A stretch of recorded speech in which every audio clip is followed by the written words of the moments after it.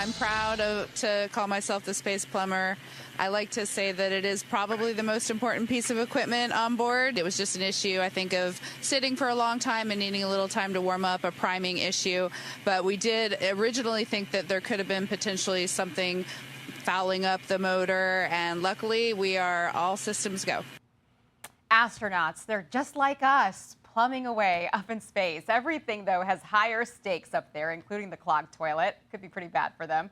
Thankfully, the Artemis crew got that figured out as they moved through space on their way to lunar orbit. And I believe they're just waking up. About 13 minutes ago, they just woke up. So they're very chatty right now. For some expertise on this historic space mission, former International Space Station Commander Terry Virts joining me now. Such an honor to have you on, Terry. Thank you so much. You know, so many of us are watching this, and we're so inspired by these four. They're heroes, but at the same time, we're loving these human moments. There are four of them cramped in this tight space, much smaller than the International Space Station. I think it's only about two vans space. How are they doing this, and how are they using the bathroom? Well, inspiring is definitely one word. For me personally, it's more jealous. I wish I was there to trade with them. But people ask me how big is the capsule, and it's bigger than the Russian Soyuz capsule that I flew on, but it's not a master bathroom. It's more like the spare bathroom. It's not a lot of room, and there's four folks in there.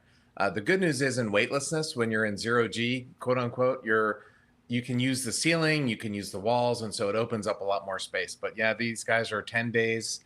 They're all four great human beings. I know them, so they're going to do great, but they are definitely in cramped quarters for over a week. Yeah, I think they're all friends. They get along really well. Yeah. So they're heading towards the moon now. They're about halfway there, I believe. Should be there around Monday. Here's Commander Reed Wiseman on how they're getting sucked into the lunar gravity that's going to help pull them into the moon's orbit. Listen here. The lunar gravity will take over in a couple of days here and start pulling us around the far side. At the end of our translunar injection here about an hour and a half ago, we just really looked at each other, and I know the United States has done this 1968 through 1972, but this is unbelievable that we can put our minds to something and pull it off. This is an unbelievable technical accomplishment. The coolest part about this for me is the dark side of the moon. No one's ever really seen it with the naked eye. They're going to be the first ones to see this. So when they're there, what are they looking for, Terry? How far away are they from the moon? What can they see with the naked eye? Yeah, the farthest they're going to get from the moon, it'll be a little more than 4,000 miles. And that's why they're getting to see things that the Apollo guys didn't see, because they'll be so far away from the moon. And a really cool thing about when they're there is that the sun won't be directly overhead. It'll be on an angle. And so there'll be lots of shadows. And there's so many craters on the backside of the moon. The reason why we have life on Earth is the moon is kind of like an offensive lineman out there blocking all the asteroids coming in to hit Earth, which means the far side is really full of craters. It doesn't look at all like the near side. And they're going to get to see this amazing thing that, like I said, the Apollo guys didn't see because they were a lot closer. And they're going to see it with the sun on the side. So there'll be a lot of shadows in the craters. Those pictures are going to be amazing. I can't wait to see those. Okay, I'm glad you explained that, because I was wondering how we're going to be able to see anything if it's always dark on that side without shining a big spotlight on it. But it looks like we're going to be able to see something. I've been talking to a friend that works in the space economy field, which we don't talk about enough.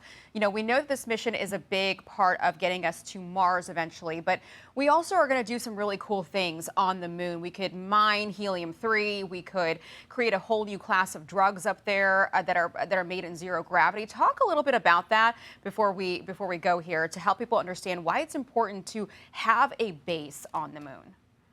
Yeah, well, the space economy is super important. You know, my space shuttle flight was $1 billion, but when we got into orbit, we didn't open the payload bay and shoot $1 billion out into space. That money is spent here on Earth. The overall economy between launch and satellites and other things is hundreds of billions of dollars. So it's very important.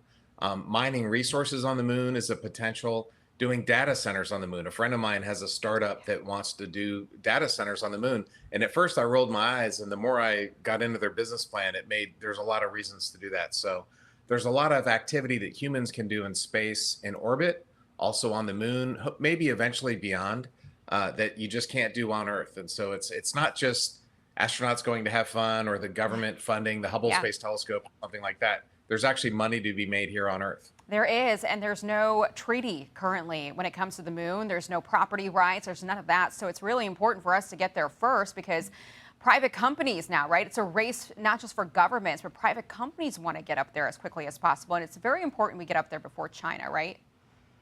Well, I think the China thing, there are the Artemis Accords, and the space law is an important field. There's a lot of nations wanting to get the treaties that you're talking about updated. But I think America landing on the moon in 1969 set the stage for many decades of our leadership in the world. And if we let China beat us to the moon again, the whole world will look at China and they'll think, well, America was great back in the 20th century, but China's the future. So I think it's really important that not only America, I mean, Jeremy Hansen is there. He's a Canadian astronaut on this moon.